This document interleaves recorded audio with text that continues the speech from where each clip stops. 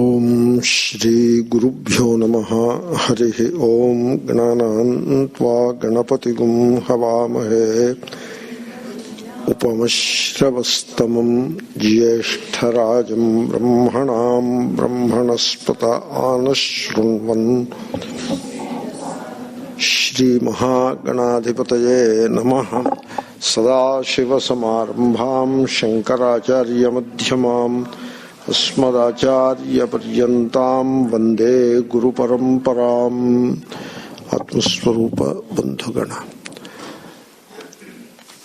I am very joyous and feel very privileged to be in your company this evening, and I am grateful to Shri Vijay Kapurji for his generous words, and I feel that I have to live up to what all he said now. And the topic chosen for study in the evening is Sri Dakshinamurti Stotram by Shankaracharya. Sri Shankara, he is called Darshanika Chakravarti, the emperor among philosophers. He has created so much literature in Advaita Vedanta. Vedanta means Advaita Vedanta only. There is no other Vedanta. Philosophy means the reality of oneness. That is what philosophy is. You cannot have philosophy and also duality, because that becomes religion and worldly life. There are two more levels in which there is only duality. But by the time you come into philosophy, obviously there is oneness. And so philosophy means Advaita Vedanta. And Shankara has created a marvelous literature of Advaita Vedanta. Of course, Upanishads, Brahma Sutra and Gita are there. But in spite of that, we look at Shankara's works as equal to or equivalent to Shruti itself. And the literature which he has created, if we look at it, it can be broadly categorized into three tiers. The first tier is called Prasthanatraya Bhashyas, wherein he has commented upon Upanishads, 10 of them, and Brahma Sutras, which is again a study of the Upanishads only. The analysis of Upanishadic wisdom in Brahma Sutras. Sutra is an aphorism, and the sutras are composed by a sage by name Badarayana, and Shankara comments upon them very elaborately. And then we have Bhagavad Gita. Bhagavad Gita is like a link between philosophy and religion. That is how it is looked upon by some of the Mahatmas. And also it is a presentation of the Upanishadic wisdom in the most practical way possible. I mean, you can live that wisdom. Ultimately, that is the most important thing. As I was saying in the morning, it is not about accumulation of knowledge. It is about knowing the truth. There is always a gap between the two. And so in that respect, Bhagavad Gita acquires a particular importance. It presents the vision, the wisdom, in a way that it can be emulated in our day-to-day life. And so there is a Bhashya by Shankara on Brahma Sutra, on Bhagavad Gita also. These three Bhashyas, called Prasthanatraya, the major expressway-like teaching it is. And so they constitute the first tier of teaching. Then come Prakaranas, Prakarana texts. So Shankara, he chooses a few topics that are important for the students of Vedanta. And so he looks at those topics in isolation. Not in the context of an entire vision, but just look at it separately and make a small text out of it.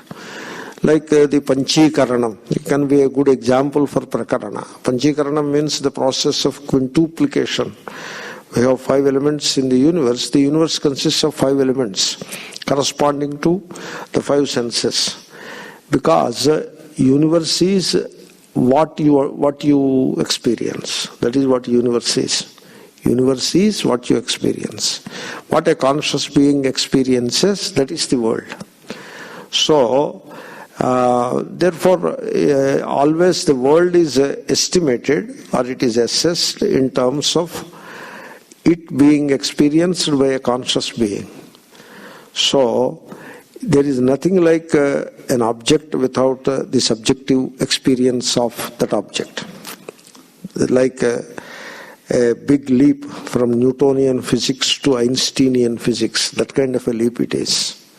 And so, in science, it took a few centuries to make that connection. So, science studied the world independent of the observer, ignoring the observer, irrespective of the observer, for a few centuries. And then Einstein came into the picture, saying that the study of the world is incomplete by keeping the observer altogether away from the scene. In fact, the objectivity itself is defined in classical physics as something which has nothing to do with the observer. So objective means it has nothing to do with the observer. That is how objectivity is defined. That is how the classical physics moved. But by the time Einstein came, the subject is also brought into the picture. So in Vedanta, we do not have a world irrespective of the observer. The observer is always taken into account. So that is how what we have the world, it is on that basis, it is categorized into 5 elements, because the observer is endowed with 5 sense organs. So this is the world, and so the Prakarana, Panchikaranam, that is what I was saying, it talks about these 5 elements. And so how they are intertwined with each other. So that is a small topic in Vedanta. It is an effort to understand the world, to categorize it to certain definitive categories, so that we can examine the world as part of our experience further, because that is where the philosophy is all about. And so Panchikaranam is a small prakarana, a small contextual text. Like that, Shankara has authored a number of prakaranas, and the students of Vedanta find these prakaranas extremely useful to prepare themselves for the study of the bhashyas, and also even after studying bhashyas, to get the vision put in its proper perspective for oneself. The study of the prakaranas is tremendously useful. So that constitutes the second tier of literature of Shankara's works, among Shankara's works. Then comes the third tier, that is that consists of various stotras, encomiums. So that is where we have to look into. That is Dakshinamurti Stotram comes into that category. That's why I mentioned the first 2 categories briefly. And in all scriptures, in all religions of the world, there are prayers. Stotra is a prayer. An encomium, that is how it can be translated. So you praise the glory of God. So every religion is necessarily having a number of prayers, because a religion is an effort on the part of the devotee to relate to Ishvara, and therefore praising the glory of Ishvara becomes an important aspect of that relating. And so there is a huge literature of these prayers, stotras. So especially in Hindu Dharma, the number of stotras is almost limitless. Because in Hindu Dharma, we worship God in multiple forms. It's not that we worship multiple gods. Sometimes the way Hindus practice their religion gives the impression to the onlooker that these people worship multiple gods. not only the onlooker gets such an impression, but the practitioners of the religion themselves seem to be feeling that the gods are many. So you may not put the blame on the onlooker all the time. Sometimes the way we conduct ourselves, the way we run our temples, the way we pursue our religious rituals, etc., I sometimes wonder, forget about what others say about us, but among ourselves, how we are looking at our own religion. Maybe we are factually worshipping multiple gods. Probably that is how it is. Anyway, so in Hinduism, at least in principle, if not in practice entirely, at least in principle, we worship God in multiple forms. And therefore, the prayers will be multiple. Naturally, there will be a huge variety of prayers depending upon the number of forms that are there. And when virtually there is no limit to the forms in which you can worship God. And therefore, there can be no limit to the amount of prayers that we have. And indeed, we have very huge literature of prayers. And if you look at these prayers, generally, you can characterize the prayers into certain definitive categories. Like most of the prayers are in the form of praising the glory of God, and the prayers are shaped by the fears that we entertain, many fears that we have, and therefore the prayers that we make to God reflect all our fears. Oh God, please protect us from Rakshasas, etc. Means, so we have certain amount of fear. We visualize certain Rakshasas. Rakshasa means demons, or bad spirits. And so we visualize them, and therefore we pray to God. So the prayer, it conveys more about our psychological structure than about God's glory, really speaking. And then the amount of the kinds of desires that people have, really it is amazing when we look at the prayers. So that gives a very good idea of the structure of desires that the people entertain. Because most of the prayers are aimed at fulfilling the desires. And so every time the desires and fears that we have, they shape the God that we worship. And then they eventually shape the prayers that we utter. That is how we see innumerable prayers. Praising the glory of God in multiple forms. Therefore, the amount of literature that is there on prayers is most voluminous. And the people are aware of all those prayers. And then in those prayers, the glory of God is described in detail. And all the Puranic stories, they form the basis for all these prayers. So what is the content of the prayers? The glory of Ishvara as presented in a variety of stories that are told in the Puranas. That's why the moment you start a prayer, already there will be references to the various exploits of God in that particular form, like that he will be there. Suppose you want to pray to Lord Sri Krishna, then, oh Kamsari, the enemy of the Kamsa who has destroyed the Kamsa and protected the people, like that it will start. And so the encomiums, the Stotras, their features are very, very obvious.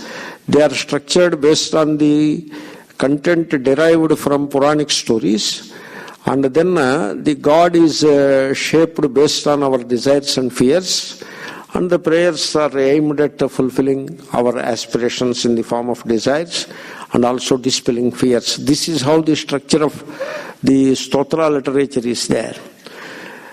The Stotra literature is so vast and it is so widely followed by the devotees. 1 billion Hindus follow the Stotra literature, and I tried to put it in some perspective in 5 minutes.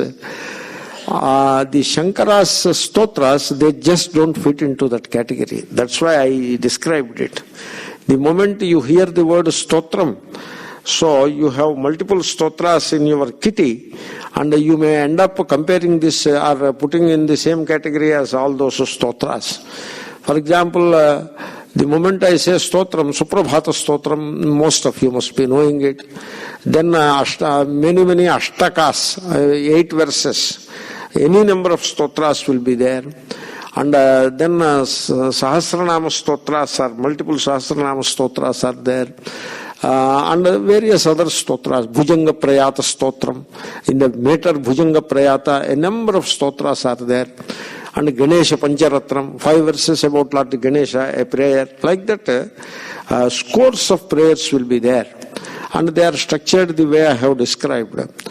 You should not even for a second think that Dakshinamurti Stotram falls into that category. Not at all.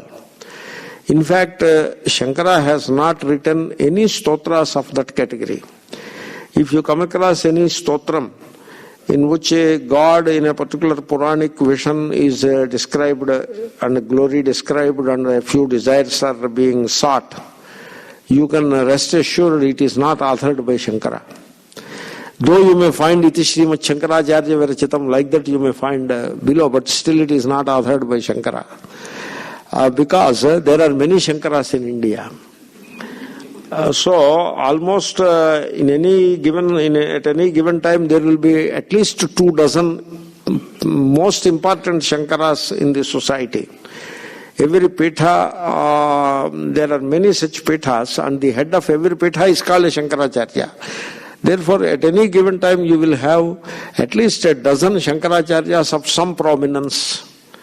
Therefore, some of them are great scholars and they write poems and they write stotras. And they are all known under the name of Shankara. And therefore, people make a mistake of taking all these stotras are authored by Adi Shankara. The Adi Shankara we say, to distinguish the Shankaracharya from the multiple Shankaracharyas of the later generations, we say Adi Shankara, the very first Shankara. And so this Dakshinamurti Stotram is a unique encomium authored by Adi Shankaracharya. In this, there is a prayer because the spiritual life, it begins with an earlier life of religiosity, which is even preceded by a worldly life. That is how we start our life. We start a life of worldliness, in which we try to relate to the world and try to fulfill our aspirations in the context provided by the world. And then when the world proves to be not so fulfilling, that is how it is. We get a bit frustrated, a little or more frustrated by the world, and then we turn to God and try to fulfill our aspirations by praying to God. And from there, gradually, slowly, we move on to the spirituality, in which instead of using the worship of God, etc., to fulfill some petty desires of no consequence, whether the desire is fulfilled or not fulfilled, it is of no consequence whatsoever. So when we examine all those aspects clearly, then basic questions arise. What is the nature of this world? And who am I? And what is the connection of God with myself as well as this world? So like that, so we look at 3 aspects of a human experience. One is Adhyatma, that is my understanding of myself. And then Adhibhuta, the world constituted by the Panchabhutas, which is there before me, and I am interacting with it all the time. And then an Adhidaiva, an extra sensory power, which is controlling this Adhyatma and Adhibhuta, which seems to be the author or the origin of this Adhyatma and Adhibhuta, called Adhidaiva. So these are the three aspects of human experience. And so we want to examine only 3. There is no 4th. Adhyatma, Adhibhuta and Adhidaiva. And we want to know the reality of the 3. What is the nature of Adhyatma? Who am I? And what is the nature of this world? Obviously, it appears variegated and also multitudinous. That is how the world appears. What is its reality? What is its nature? You need to ask that question, because the world is ever changing. It doesn't remain stable that, okay, this is what the world is. So that by the time you make such a conclusion, it changes and it becomes something else. Therefore, you really cannot come to terms with any understanding of the world. By the time you understand it, it is gone. So, therefore, what is the reality of this world? We want to know. And what is that higher power called God? What is that power? How is it commanding this Adhyatma and Adhibhuta? So that Adhidaiva, we want to know about it. Therefore, now you have already arrived into the domain of what is called philosophy. So, this is the Jnanam. The Dakshinamurti Stotram is an encomium which incorporates the highest vision of Advaita Vedanta, the highest vision of Upanishadic wisdom in it. That kind of a stotram it is. And in this stotra, the approach is entirely different from the routine stotras that people are accustomed to recite all the time. So here, the approach is entirely different. I tell you how.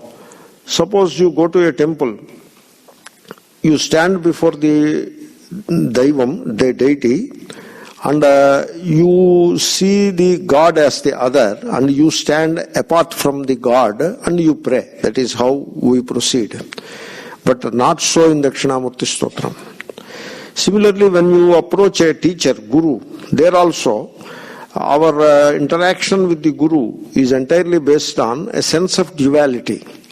Very interestingly, even the students who are studying Vedanta and the Mahatmas who are teaching Vedanta, so they talk of the oneness of reality, but except for talking of oneness of reality, in all the interactions they retain the duality only. So that kind of contradictions we can see. So Dakshinamurti Stotram doesn't admit such contradictions. Here, the difference between the Guru and the Shishya is only provisional. Similarly, the division between the Guru, the devotee and God, Ishvara, is also very provisional. And so you begin with a sense of separation, very provisional sense of separation, but sooner than later, the sense of separation is negated. Why should you consider the separation at all? Because that is how the human experience is. Human experience begins with the sense of separation. The human experience is rooted in the sense of duality. And therefore, the duality is stated. We call it anuvada. It is there in our experience. Whatever is there in the experience, we state it. Having stated, we understand that it is not real. Therefore, we negate it. So on this basis the encomium proceeds. I will explain to you as we actually start the encomium. And then the name Dakshinamurti, I have to say a few things about it before I start the verse. So the Murti is the form of God. You see, Ishvara is essentially formless and nameless. Because what happens, if Ishvara has a form with a name, generally, universally, if there is a form, it will go with a name. They go together. The form and the name. So, they are always together.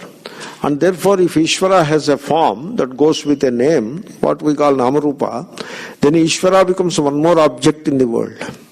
Because world is full of objects, living and non-living, and each object associated with a given form, that goes with a name. Sometimes the form may not be physical form, it could be a mental form, but still a form that goes with a name. And if Ishvara is also having a form with a name, then Ishvara will be one more object, either physical or mental object. And then, being one more object, he cannot be the author or the cause of all the objects. So Ishvara cannot be an object. If Ishvara has to be a cause of all the objects, then he should be something other than an object. And therefore, you cannot put Ishvara into the category of a name and form. And but still, for the purpose of worship, you are allowed to superimpose a name and form. Therefore, any name and form in which we worship Ishvara is provisionally taken up for the purpose of worship only. It is an intermediary stage, if not the preliminary stage of worshipping Ishvara. That's why we have a famous Vakya, Upasakanam karyartham brahmano rupakalpana. Ishvara is like water. Water has no shape of its own. It acquires the shape in which shape of the vessel in which it is kept. So similarly, the mind visualizes a form for Ishvara, and so now that is the form of Ishvara. Because Ishvara is what you visualize with your mind, as a devotee visualizes Ishvara, so that is the form of Ishvara. And therefore, Ishvara is essentially formless, but for the purpose of worship, a physical worship, like a ritual, or a mental worship, what we call upasana. For both kinds of worship, you need to have a form, and therefore a form is visualized. So you can visualize a form of your own choice, or even better, the rishis in their wisdom, they have visualized a particular form and offered to us, and so we go along with that form. If you start a form of your own, then you have to worship that form a lifetime and make the worship of that form a valid worship to be followed by the followers. Even that can happen. It happens all the time in India. So the Mahatmas come out with multiple forms all the time. So, but generally, the rishis in the scriptural literature, a lot of scriptural literature we have, the rishis have visualized a few forms for worship, and they hand over those forms to us, and we worship those forms. So, but all the time we should know that we are worshipping the formless and the nameless in a given form and name. It's a form and name given to the essentially formless and nameless reality. So this point is indeed captured in that name, Dakshinamurti. Dakshinascha asau amurtischa. He is Dakshinaha, means Srishti Sthiti Laya Samarthaha, the one who creates this universe, of course out of himself, and who sustains this universe, of course in himself, and who ends this universe, of course by resolving in himself. So that is the Dakshinaha, means that powerful. He is the prime mover in this entire creation, because when you say creation, the universe, it is all movement. It is an ever-changing thing. It is. The universe is in a constant flux. Starting from the particle, the smallest of the particles, to the biggest of the galaxies, everything is in a constant flux. There is nothing which is static in this universe. In fact, in science, that is, they say, there is equilibrium in the universe, but there is nothing like static equilibrium. There is always a dynamic equilibrium only. Nothing like static equilibrium. So, that is how the universe is. It is in constant change. And so, the origin of this constant change must be changeless. And so, that is the Ishvara. He is the changeless substratum for the ever-changeful world. And so, he is the prime mover behind this entire movement called universe. And so that is the meaning of the word Dakshinaha. Dakshinaha means Ananta Shakti Sampannaha, one who is endowed with infinite power. What is the power? It is the power behind all movement in this creation. from the smallest movement to the biggest cataclysmic kind of movement. So the entire movement of this universe is having its origin in the very motivity of Ishvara. And that Ishvara is called Dakshinaha. And then you can always you can see the movement. You can understand the movement, because movement is of a form in space and in time. That is what movement is. You must have a limited form to begin with, and it is, of course, it is contained in space, and you must have the time also. Without time there can be no movement. And therefore, as this object, it changes its position in space, in the flow of time. So they are in place, then only there will be movement. Therefore, Ishvara is the origin of the entire collection of objects called world, and these objects moving in space. Therefore, Ishvara is the origin of the space also, and then Ishvara is the origin of time. That is the complete understanding of Ishvara. So that in that sense, the word Dakshinaha is employed. And therefore, you see, Ishvara is the origin of the entire collection of objects called world. Therefore, Ishvara is not an object himself. And Ishvara is the origin of space. Therefore, he is essentially spaceless. That follows automatically, because Ishvara is the origin of space. That means before the space originated, there is Ishvara. And he must be spaceless, He was there before space originated. Therefore, there cannot be space in him. If there is space in him, he cannot be the origin of space. So, time has its origin in Ishvara. Therefore, Ishvara is timeless. So, the Ishvara is not an object. Being not an object, the origin of the entire world of objects, being spaceless, origin of space, being timeless, origin of time, being beginningless, everything begins in Ishvara, being endless, everything ends in Ishvara. So, Ishvara is the cause, which a causeless cause. Ishvara is a cause which has no cause, and so this is how we look at Ishvara, and that is the meaning of the word Dakshinaha. The word has all that meaning. And then Ishvara has no particular form or shape. The beauty of saying Ishvara has no particular form is that he can now appear as all kinds of forms. First you have to say, it is like gold. Gold has no form. Therefore, you can really make any kind of ornament with gold. You see, people make so many variety of ornament, even earrings. How many kinds of earrings could be there? If you look at the world, the kind of earrings, if you count 1,000,000, still some more will be there. The variety of earrings. So such a variety is possible. Variety of ornaments is possible only because gold has no form. God forbid, if gold has form, you are stuck. You cannot make anything with gold except that particular form. Therefore, similarly, water has no form. Therefore, it can acquire any form.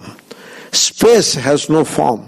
That's why you can have pot space, you can have needle space, you can have hall space, mathakasha, any kind of akasha you can have. Because akasha in itself has no particular shape. So, therefore, amurtihi, being the origin of all forms, he is essentially a formless reality. Therefore, he is called Dakshinamurti. Dakshinascha asau amurtischa. Therefore, that kind of devata, that kind of Ishvara, again there will be a problem in worshipping, because to worship you need a form. So, human mind is like that. A form is not essential, or it is not a must, but human mind, it can readily devote itself to a given form. It can attach itself to a form. In fact, how is the operation of our mind in our worldly life? We are continuously, endlessly attached to any number of things. We are attached to all kinds of physical objects and physical things, and then we are attached to pets, etc. Of course, that is there. And then we are attached to all kinds of relations, my father, my brother, this, that, like all kinds of attachments. So it looks as if human mind has this very natural instinct of getting attached to something or the other. Therefore, just to take away the mind from the worldly attachments, so you provide an anchor for the mind to get attached to. That is the form of Ishvara. So, the mind, at least in the preliminary stages of worship, it requires to get attached to a particular form. And therefore, we now visualize a form to the formless Dakshinamurti also. Dakshinamurti has no form. Dakshinascha asau amurtischa. That is the correct meaning of the word Dakshinamurti, that Dirgham is correctly accounted for. But now we want a form. Therefore, you want a form means a human form. Shiraf Panyadiman, a human form. So, because we have a kind of particular attachment to the human form, we having the same form, therefore we want to visualize God in a human form. And therefore now the formless Dakshinamurti is visualized in a human form. And he sits on his throne, which happens to be a bull. I will discuss about it later briefly. So he faces the southern direction. He faces south. So Dakshinabhimukha Murtihi Yasya Saha Dakshinamurtihi. He faces south. Why should he face south? These directions have some symbolism associated with them. The most important direction is the east, because that is where the sun rises. Apparently, the direction is not sacrosanct. It is only apparent. So apparently the sun rises in the east. Therefore, east is the primary direction. And based on east, you define the west, which is behind, 180 degrees opposite to east. And then we have the left, and that is Dakshina, and the Vama, and right, that is Dakshina. And so, among these two directions, east and west are already accounted for based on the sun. And now we are left with north and south. And so, in these two, north stands for knowledge and the south stands for death. That is how they are. In fact, what is death?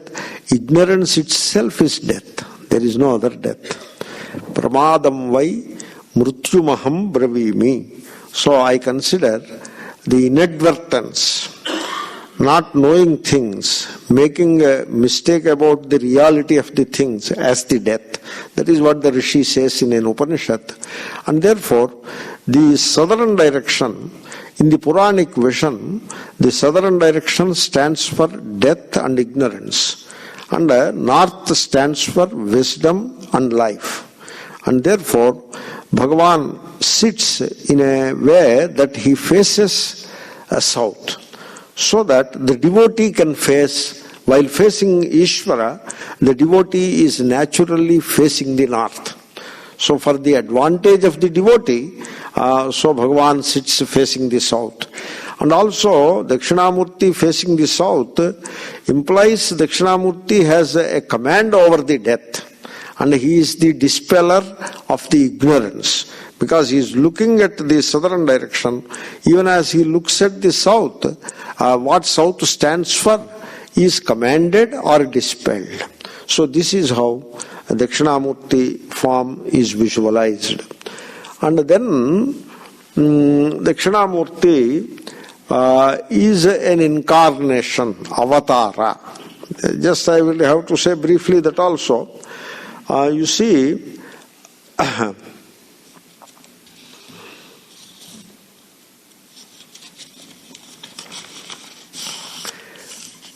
avatara, generally people ask a question. In India, the Dakshinamurti is not a very popular form. Because, you know why? Because Dakshinamurti doesn't promise to fulfill any desires. That's why he is not popular. if he promises that he will fulfill desires, he becomes very popular. That's why many people don't even know what they ask, what kind of God it is. So then once I asked, what is the meaning of that question? Please explain to me.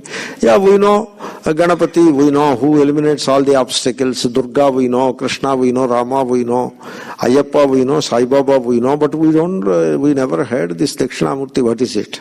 That is the question. So, means it is not so popular for the obvious reason. And also, Dakshinamurti, that is one question, what kind of God it is. So we say it is an incarnation. It primarily stands for knowledge. Oh, is it so? Knowledge. We now understand why we never came across Dakshinamurti.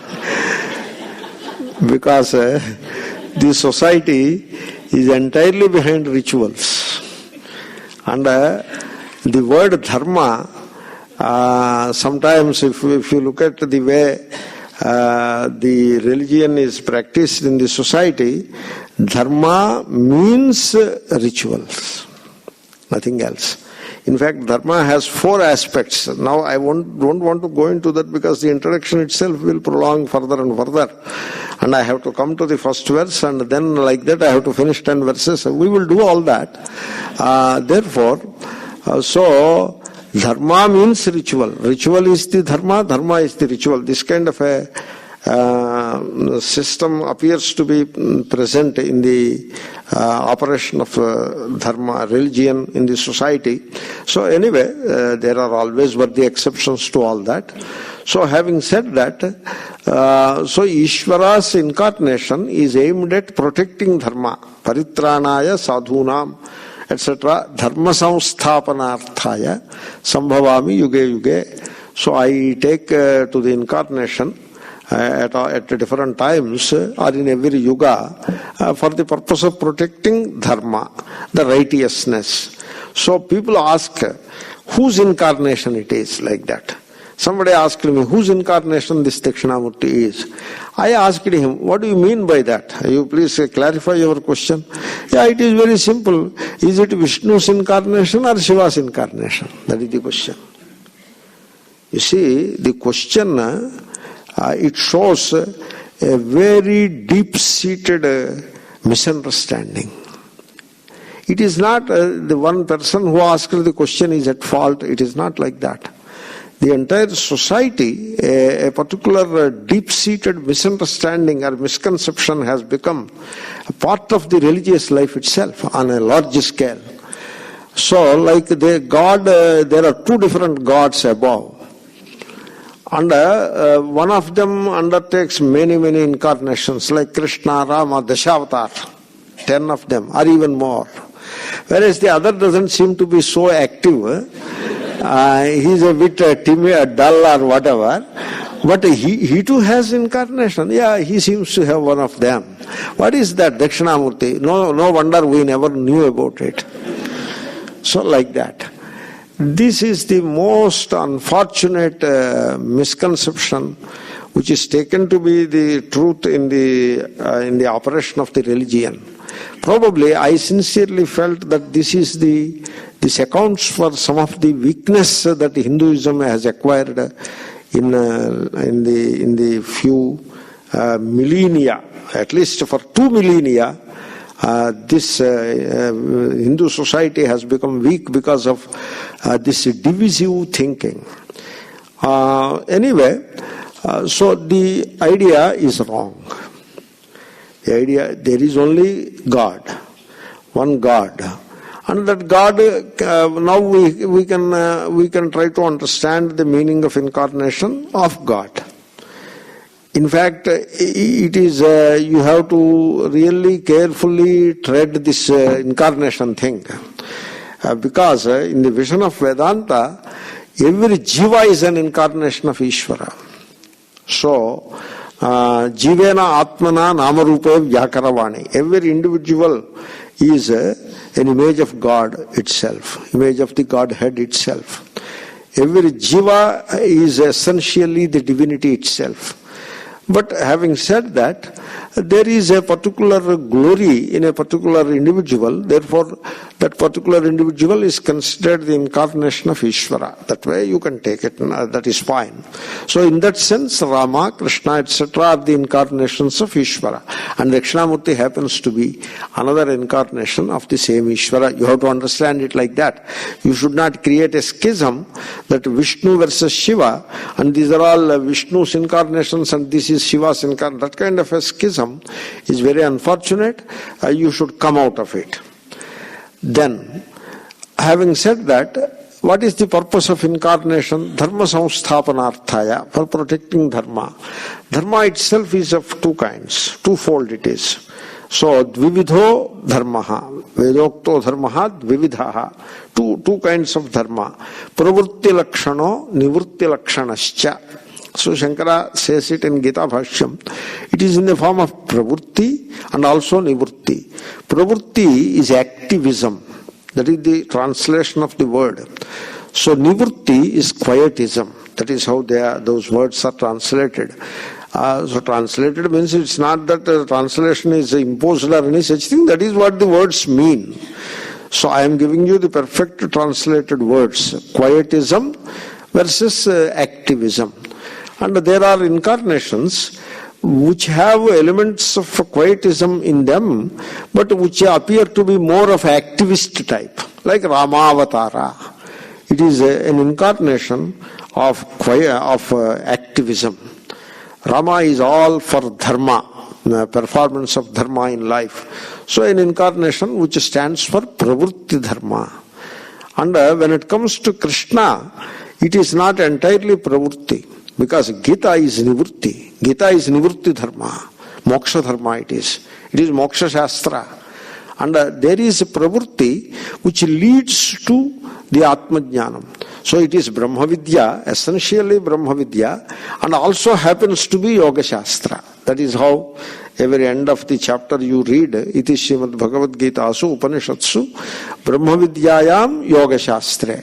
Yoga Shastra is the activism, Brahma Vidya is the quietism. So the activism that eventually leads to Brahma Vidya, which is quietism. Therefore Sri Krishna is both activism as well as quietism. That kind of an avatara it is. Whereas Dakshinamurti is entirely an avatara dedicated to quietism. That is how you have to understand Dakshinamurti avatara. And I will be speaking a little more about this avatara later. So in this encomium, so we have 10 verses. And let us start with the first verse. The Mauna Vyakhya, I will keep it for later study. We start with Vishwam Darpana, because Mauna Vyakhya is really, it is a preliminary, a verse added to the encomium at the beginning. The encomium itself begins with Vishwam Darpana Drushyamana Nagari Tulyam, like that. Therefore, you may say the verse along with me. Vishwam Darpana Drushyamana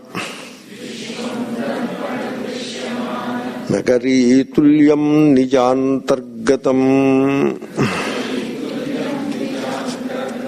Pashyannatmani Mayaya Bahirivodbhutam Yatha Nidraya Yasakshat kurute prabodha samaye swatmanamevadvayam tasmai shri gurumurtaye nama idam shri dakshinamurtaye. Here, Sureshwaracharya, the Vartikakara, you see, Shankara's disciple, primary disciple is Sureshwara. He has authored texts with the name Vartika. Vartika means whatever Shankara has authored, they are briefly explained. Vritti is a brief explanation, not very elaborate explanation. So he provides a brief explanation of Shankara's works. So that's why he is popularly known in the literature as Vartikakara. Kara means one who has authored the Vartikas. His name is Sureshwaracharya. He introduces this encomium by saying that what is the subject matter of this encomium? This is Stotra. Why Shankara has undertaken to author this Stotra. So he says, Atma labhat paro labho nasti iti kavayo viduhu tal labhartham kavihi stauti swatmanam parameshwaram. That is how he introduces the verse. Generally, whenever we undertake to recite a Stotram, so it has a popularly known structure and a popularly known end in view, the goal. Stotra Parayanasya phalam, a goal, an end is also in view. So in the context of Dakshinamurti Stotram, those popular conceptions just don't apply. Here, Kavihi Stauti, the poet Shankara, he is praising the glory of Parameshwara. And the Parameshwara, who is this Parameshwara? So generally, Parameshwara means either he is in heaven, Vaikuntha or Kailasa. So, is that Parameshwara being praised? No. In fact, if you take many of these stotras, they start with Vaikuntha Vase, like that they start. One who abides, one who lives in Vaikuntha, etc. But here it is not like that. Here this is not the stotra of a God who is somewhere above. Then there is God as part of the world. Like in Varanasi there is God. In Rameshwaram there is God. Is it such a praise? So, because many stotras are like that. Varanasi Purapate Tava Tubhyam Namaha. Like that there is a stotram. Oh, the Lord of the city of Varanasi, my prostrations unto you. That kind of a stotra could be there. Many such stotras are there. Is this any such thing? No. It is not of that kind. Then where is this Parameshwara? In you. Parameshwara within you. You see, that is where the fundamental distinction between Vedantic worship versus the ritualistic worship lies. In the worship in the form of a ritual, the God is other than you and away from you. And at best he is sitting before you or you are sitting before him. That kind of a division is a must in the worship of God in the form of a ritual. And even in upasana, means you chant Om Namah Shivaya, you chant, suppose. That chant of the mantra is an upasana, Shiva upasana. So, where is Shiva now? You are trying to visualize Shiva in your heart. He is elsewhere, but you are trying to visualize him in your heart. He is elsewhere. So, this is how the karma and upasana operate at a preliminary level. But by the time you move into the domain of Atma Jnanam, the Jnana, the philosophy. So in philosophy, we do not dispense with worship or upasana. We do not do that. We continue with the karma and we continue with the upasana also. But there is a critical difference in the attitude, the way we approach the Godhead in our worship. There is a critical difference. Now Ishvara is not away, he is not other than you, outside of you, he is indeed within you. So where the religion ends, the Vedanta begins. That's why for a student of Vedanta, in the strict sense, he doesn't look around for pilgrimages and all that. And he doesn't look around for temples also, because his heart is the temple. That is the fundamental shift that happens for a student of Vedanta. In fact, I sincerely feel that it should happen. Not that it happens, it should happen. That shift should happen. we transcend. We do not negate, we do not reject anything. We do not reject pilgrimage, but we transcend the pilgrimage. We do not reject. You see, when you pass from high school and go to the college, you do not reject the high school. You just leave it behind and move forward. So in Vedanta that happens. So now Ishvara is within you. He is in you. He has come very close to you. In this Stotram, Ishvara is not outside of you at all. So he is within you. And then even within you, suppose in the heart, there I am is there. I am is Atma. I am in heart only. Where am I? Here. And where is Ishvara? Here. Now, there are two entities now here. One is myself, the Jiva, and the other is Ishvara. Two entities. Is it so? No, not here. When you are chanting Om Namah Shivaya, visualizing Shiva in your heart, you are in the heart. You are the Shiva visualized by you is also in the heart. So now heart seems to hold yourself and Shiva. At least in the beginning. But not in Dakshinamurti Stotram. Swatmanam Parameshwaram. Because two swords can't be kept in the same scabbard. You cannot have two swords in the same sheath. So only one sword can be there in the sheath. That is the Hridayam. Therefore in Hridaya, if Jiva is there, Ishvara cannot be there. And if Ishvara is there, Jiva cannot be there. Now here, so Ishvara is visualized in the heart and is worshipped as the essential Atma alone. Swatmanam Parameshwaram. Swa, myself. And the essential nature of myself, the essential reality of myself, that is called Atma. And so Swa, myself, and Swatma, the essential reality of myself, which is no other than the Parameshvara. That is the Stotram. So that is how the Stotra happens. In this context, I would like to suggest a way of visiting a temple. I know I am lagging behind in analysis of the verse, but still I have to say this thing.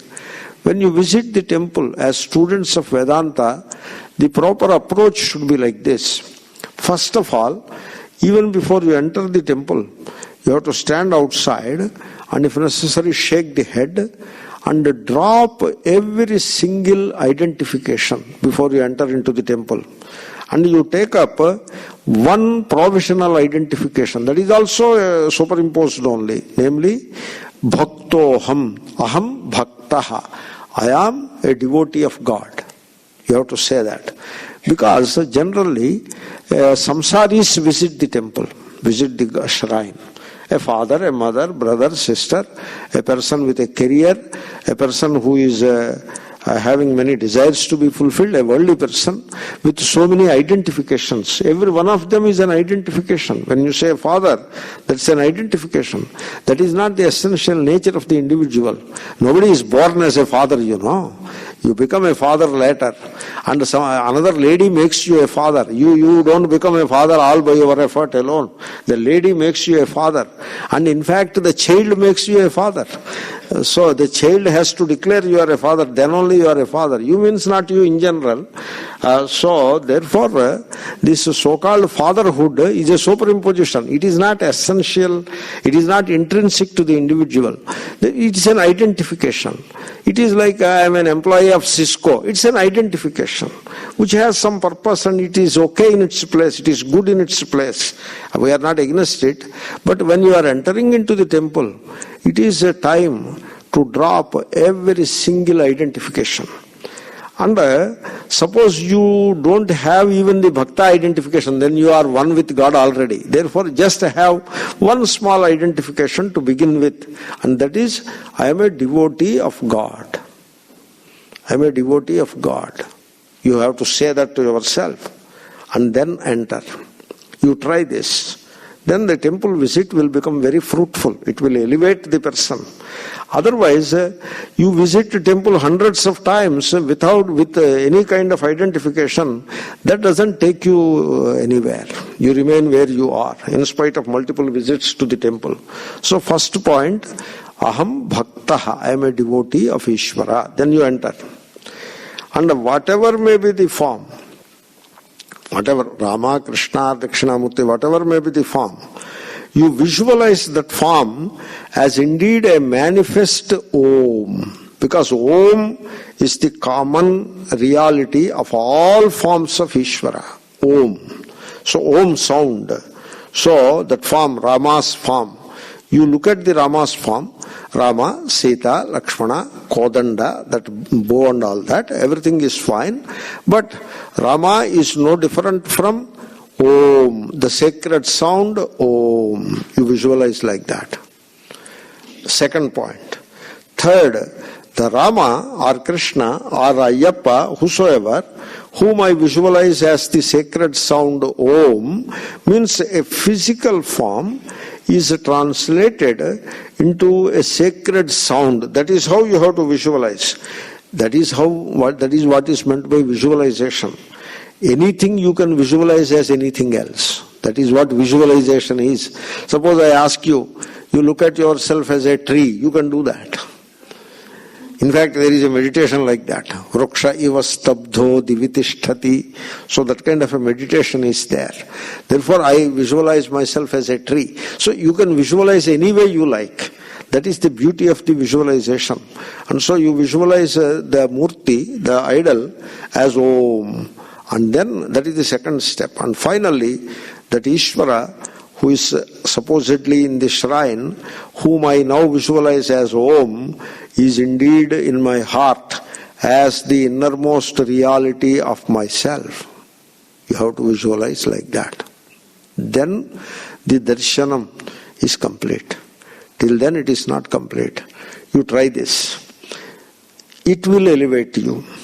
You try it a few times and tell me how it is working upon you. It will certainly elevate the person to a higher level. This Stotram is in that context. That is the context of this Stotram. So the Acharya, Sureshwara Acharya says, this Stotram, Swatmanam Parameshwaram Stauti, it eulogizes the glory of Ishvara, who is the innermost reality of myself. And then every stotra seems to have a purpose, a goal to be accomplished. What is the goal of this stotram? Every stotra has phalashruti. They talk of the benefits that would accrue to the individual by reciting the encomium. That is how they say. What is the phalashruti here? Here the phala, the result or the benefit that would accrue to the devotee is Atmalabha. That is the benefit. Gaining of oneself. Gaining of oneself.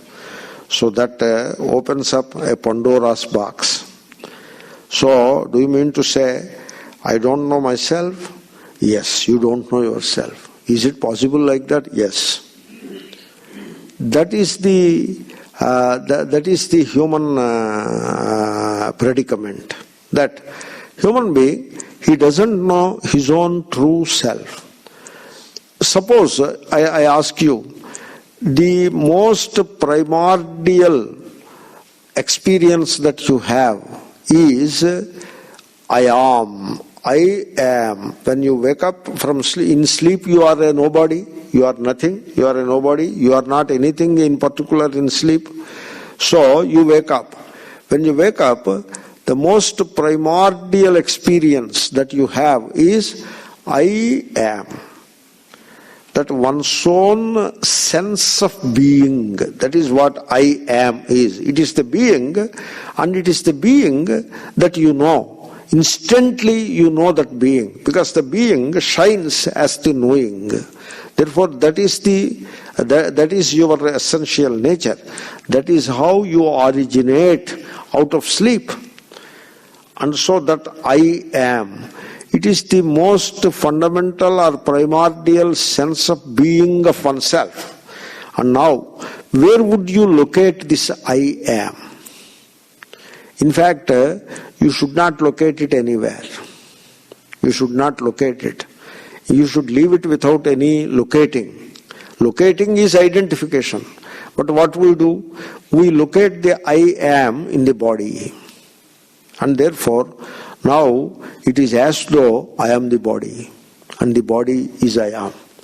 Therefore, all the qualities of the body are taken upon myself. Like, I have a birth and I am going to die. So remember, imagine that you were born and live in the fear of death. Now I ask you, what is the first-hand experience of yourself? I am is the first-hand direct experience by yourself, of yourself, right? Now, when you say, I was born on such and such date, do you know, do you have any experience of your birth? No. Then why do you say I was born at such and such time? Why do you say that? Because you picked it up from someone. Somebody told you. This is what we call hearsay. So somebody told you that you were born at such and you never experienced your birth. So when you never experienced your birth, why do you assume that you will experience your death? Why should you experience your death? You may not. You should be at least open-minded about it. I never experienced a thing called birth. I never experienced it. First hand, I did not have that experience. Somebody says many things. Suppose somebody says you are a Californian. What is your experience of yourself as Californian? Is it a first-hand experience? You ever have it? Even now, do you have it? I am a Californian. What is that experience? You do have it now? What kind of experience it is? Do you have it? You don't have it. But you so casually take up that kind of a title for yourself. I am a Californian. Aham Brahmanaha, Aham Kshatriyaha. What kind of experience it is? Do you have it? So, you see, you take upon yourself all kinds of things that the family and the society offers. So, family says something about you, you take it as a gospel truth about yourself. So, I challenge you, you do not know yourself. The only thing that you know about yourself is the pure I amness. That is all you know about yourself. Other than I am, what all you think you know about yourself is your figment of imagination. You are just imagining. You have created an image of yourself for you and attached that image to I am. After all, you should understand that you are not an image. You cannot be an image. You are the real. You are not the image. And now take this I am, which is the most valid reality about yourself. You see, when you say I am, you are right. But when the what of that I am and the how of that I am is entirely false. So, you have yet to know yourself. Then you have to ask, then you may ask a valid question, who am I? That is the most fundamental question of all psychology and all philosophy. Who am I? You have to know that. Now you may say, why should I know? You see, you have a life of action and thought. What is life? It is a constant operation of thought and action. Vijnana Shakti, Kriya Shakti. That is what life is. So constant operation of Vijnana Shakti and Kriya Shakti. So the faculty of knowing and the faculty of doing. Now thought and action. You see, when there is no knowledge of myself, then what is the basis for thought and what is the basis for action? Ignorance of the self. So without knowing myself, I engage in a life full of knowledge and action. No surprise that action leads to sorrow and bondage, and that knowledge is nothing but another form of ignorance. What you call knowledge is another form of ignorance.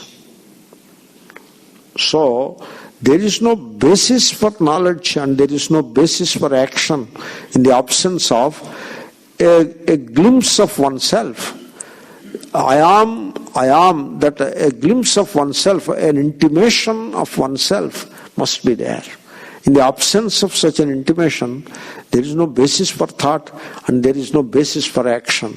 And hence, there is no basis for human life, human existence itself. No surprise, as Sri Vijayji was quoting, so yaha asmal lokat praiti ananuvidya atmanam, without knowing Atma, who lives this life, he is a krupanaha. He is the most miserly person and he is the most wretched person. The idea is there is no basis for human existence without the understanding of Atma. And therefore, you should know your essential nature. You should know it. And atal labhartham, because people talk of labha. Labha means gain. Putrarthi labhate putram, dhanarthi labhate dhanam, yashorthi labhate yashaha, samadararthi labhate samadar. So that is the labha. You read a list of labhas in every stotra. Labha, labha, labha, gain, gain, gain. What is it that you gain? So, the greatest of all gains, maybe there are other gains in the life, let them be there in their place, but there cannot be a gain other than the gain of oneself. Atma labhat paro labhaha nasti. There is no labha, gain, superior to the gain of oneself. Gaining of oneself, I am already myself, you have to know it. So knowing of oneself is the gaining of oneself, and without that, what all you gain is no gain at all. You see, people want to gain wealth, and you look at the people who have gained wealth, you look at them, and let them open their heart before you, let them open and see whether they are happy. You will realize, within no time you will realize that they are very unhappy. And for whatever reason there is happiness in their life, that happiness is not because of wealth. That happiness is in spite of wealth. That is the truth. Stark truth it is. And so, why do you want more wealth? What will you do with more wealth? Is it worth pursuing at all? So, there is only one thing worth gaining in this life. Only one thing. No second thing. And that is the self. How am I to gain the self? I am already the self. I have to know the real nature of myself. There cannot be a greater gain than that. You see, to give an example given by Shankara, there was a dacoit's son. He was the son of a dacoit. So he thought he was the dacoit. He was born in that family tradition of dacoity, and therefore he is a dacoit now. He is a young dacoit. The dacoit prince he is. So that is what he thinks about himself. And so it is like the family tradition or family business, like a mafia don's son. He is the natural inheritor of the mafia donhood. So that is how he was thinking. But really speaking, he was kidnapped by this dacoit when the boy was in cradle. He was in crib, he was kidnapped. And he grew up in the family, in the home of the dacoit. So now he believes that he is the dacoit. And so somebody tells him, you are not the dacoit, you are the prince. Now he has to know that. He has to know. Our situation is like that. You are the prince. You are not the samsari. You are the Brahman. And you have to know that. And there cannot be any greater gain than that. If this dacoit, he has planned a few dacoities for that week, he has to suspend all those dacoities and submit himself to this urgent task of knowing who am I? Am I the prince? No, what about all these dacoities planned for the week and waiting there? All of that can wait. Let us suspend all of that. We had enough wealth already. A few more dacoities are not going to make any big difference in our status. Leave them alone. Enough of that. Let me now submit myself to this job. I have to know who am I. So I understand that I am a prince. How? So he has to know. So this is the purpose of this encomium. In this encomium, Ishvara is praised as not something different from myself, as the innermost reality of myself. That is how the Ishvara is praised in this encomium. And the end in view, in praising Ishvara in that form, in that fashion, the end in view is the gaining of self-realization. That is the encomium. And this encomium, it has a common fourth line for all the 9 verses. The 10th verse is slightly different. The line won't repeat. The fourth line. So it is common for all the 9 verses. Therefore, if I explain the fourth line, so I need not explain it a second time. So now first I will take up that job. Tasmai Shri Guru Murtaye Nama Idam Shri Dakshinamurtaye. So, Namaha. This word Namaha. The entire scriptural literature, the Stotra literature, is replete with this word Namaha, Namaha, Namaha, Namaha. Everywhere you will have it. If you worship with 108 names, you will say 108 times Namaha. What is Namaha? Namaha is it is an expression of humility. Namaha, prafvi bhavaha, humility. So I express my humility before God. So I am approaching this prayer with a humble heart. That is the meaning of Namaha. But then Namaha has got a deeper meaning. So Name iti Namaha. Of course, the humility and the humbleness, they are very essential. And so Vidya dadati vinayam. Vidya vinaya sampanna. You see, Vidya vinaya sampanna brahmane, like that Shri Krishna says. Shri Krishna has put Vidya and Vinayam together. Because in his vision, Vinaya means humility is the natural consequence of knowledge. That is how he looked at them. Therefore, it is like knowledge and humility. It is like saying, so, wealth and pleasure. There is wealth, there will be pleasure automatically coming out of that wealth. Wealth and pleasure. So similarly, knowledge and humility. There is knowledge, there will be humility. If you do not find them together, there is something wrong with that knowledge.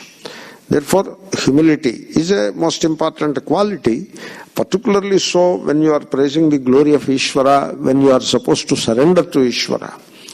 That is there, Namaha. But there is a significant inner meaning. The meaning is, Na me iti Namaha. I will conclude soon. So, Na me iti Namaha. Not mine. That you see, if you look at your brain, the brain cells have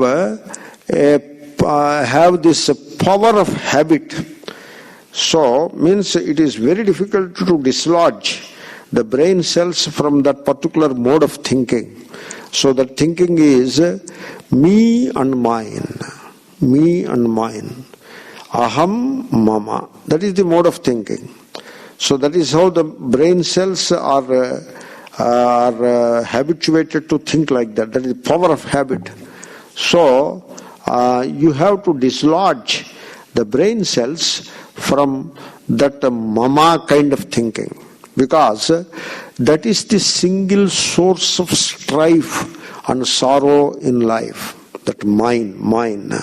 That mine. You look at an object and say, it is mine. How can anything be mine? We come empty-handed into this world and we go away naked, and even empty-handed we go away from this world. In fact, the body that I am holding on to, I did not bring it from I created it here only. I did not come here with this body. Because the body of the child, it is not there. It entirely changes. Every 7 years the body is replaced. The body grows. The child was weighing 1 kg and this guy hopefully weighs 75 kg. Where is the comparison? So, therefore, even the body you did not bring from elsewhere. You accept the genetic code, you did not bring anything from anywhere. So, came empty-handed, and giving up this world is similarly. So, nobody has any right to say, my. That mine is a mode of thinking, very deeply ingrained mode of thinking, and it is rooted in falsehood and ignorance. So, if you want to make even an iota of progress in the path of spirituality, the first thing that you have to give up is that mine, not mine. Na me iti namaha. Mameti dvyaksharo mrutyuhu. The word mama, it is the death which is incorporated in a word of 2 syllables, mama. So, you should not even say mama. You should not even think in terms of mama. You have to say dhanam. You may not want to say mama dhanam. You have to say gruham. You may not want to say mama gruham. It is fundamentally wrong. And it is against the truth. So we don't want to say mama. We want to say namama. Even while offering flower, it is not my flower that I am offering to God. It is not my flower at all. It is indeed Ishvara's flower that is being offered to flower. That is being offered to Ishvara. Therefore, namama. In Sankalpa also, even when you say mama, it is not to be said mama alone. Mama upatta duritakshaya dvara Shri Parameshwara Prityartham. You have to say that way only. So I have accumulated lots of predilections, undesirable vasanas, and I want to wash them away with the blessings of Ishvara, with the grace of Ishvara. You have to say like that, mama. You should not say mama in any other context. You should indeed say namama. So there is the habit of saying mama. To negate that habit, we say namaha. Namaha is same as namama. That is the etymology of the word namaha. So my prostration unto Lord Dakshinamurti will come back. Om Purnamadav Purnamidam.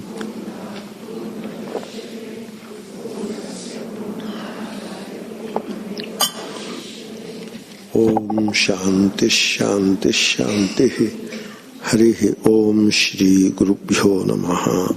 Harihi Om Tat Sat Shri Krishnarpanamastu.